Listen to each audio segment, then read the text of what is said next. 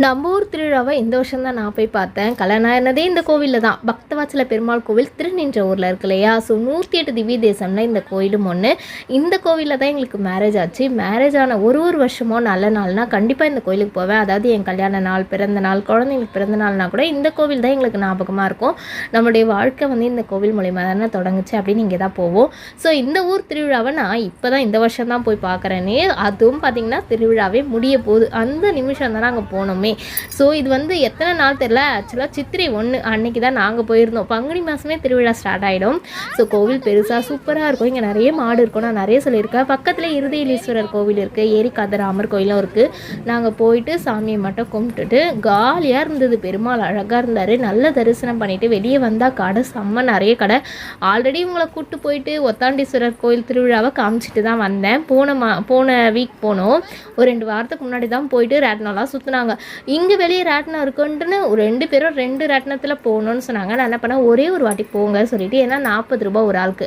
ஒரே ஒரு ராட்டினத்தில் மட்டும் சுற்றிட்டு திருவிழாவை சுற்றி பார்த்துட்டு, போன டைமே நான் டாய்ஸ் எல்லாம் வாங்கி கொடுத்துட்டேன். இந்த டைம் நான் வாங்கி தர மாட்டேன், உங்களை வந்து திருவிழாவை என்ஜாய் பண்ணுறதுக்கு தான் நான் கூட்டிகிட்டு வந்தேன், சாப்பிட வேணா நான் ஏதாவது வாங்கி தரேன் அப்படின்னு சொல்லிட்டு இவங்க 2 பேரையும் கூட்டிகிட்டு வந்து திருவிழாவெலாம் என்ஜாய் பண்ணிவிட்டு சாமியெல்லாம் நல்ல தரிசனம் பண்ணும்போது வெளியவும் சாமி உற்சவர் வெளியே போயிட்டு வருவாங்கள்ல, ஸோ அதெல்லாம் பார்த்து என்ஜாய் பண்ணிவிட்டு அப்படியே நாங்கள் ராட்டினத்தில் போயிட்டோம்.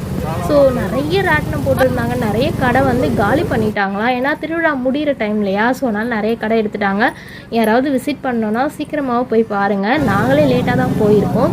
ஸோ அப்போ தான் அந்த சாமி வந்து அப்படி தெரு ஊர்வலம் மாதிரி போயிட்டு உள்ளே வரோம் இல்லையா? ஸோ அதை வந்து பார்த்துட்டு நின்றுட்டு இருந்தோம். சூப்பராக இருந்தது. நாங்கள் வந்து ஃபஸ்ட்டே போயிருந்தால் இன்னும் நிறைய கடைலாம் இருந்திருக்கோம். நாங்கள் போகிற டைம் கொஞ்சம் கடை தான் இருந்தது. ஸோ பெருமாள் அப்படியே வாசலில் தரிசனம் பண்ணிவிட்டு கிளம்பிட்டோம். போயிட்டு வேர்க்கடலை மசாலா பொரியெலாம் இருக்கும் இல்லையா? ஸோ அதுதான் சாப்பிட்டோம். வேறு எதுவும் காரமாலாம் நாங்கள் சாப்பிட்றது கிடையாது. ஸோ ஐஸ்கிரீமு அதெல்லாம் இருந்தது, அதெல்லாம் எதுவும் வாங்கலை. வெறும் மசாலா பொரி மட்டும் வாங்கி கொடுத்தேன்.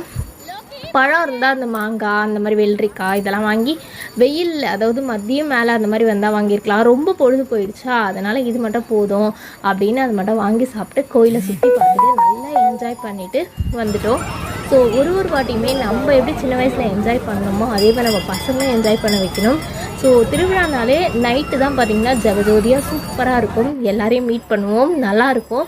ஸோ பசங்களும் ரொம்ப என்ஜாய் பண்ணாங்க. இந்த ரேட்டினத்தில் ஆளே காணும், நாங்கள் அந்த அண்ணா இல்லை, அதனால் அங்கே யாருமே சுற்றலை. இந்த மாதிரி ரேட்டினத்தில் மட்டும் 2 ரேட்டினம் இருந்தது அந்த இடத்துல. ஸோ கடைசியாக வந்து இந்த வேர்க்கடலை தான் வாங்கி கொடுத்தேன். இதுவுமே 30 ரூபா. சரி வாங்கி இது மட்டும் ஷேர் பண்ணி சாப்பிட்டுட்டு திருவிழாவெலாம் சுற்றி பார்த்துட்டு எந்த பொருளுமே வாங்கலை. ஸோ நாங்கள் சுற்றி பார்க்க வந்தோம், என்ஜாய் பண்ணிவிட்டு வந்துட்டோம்.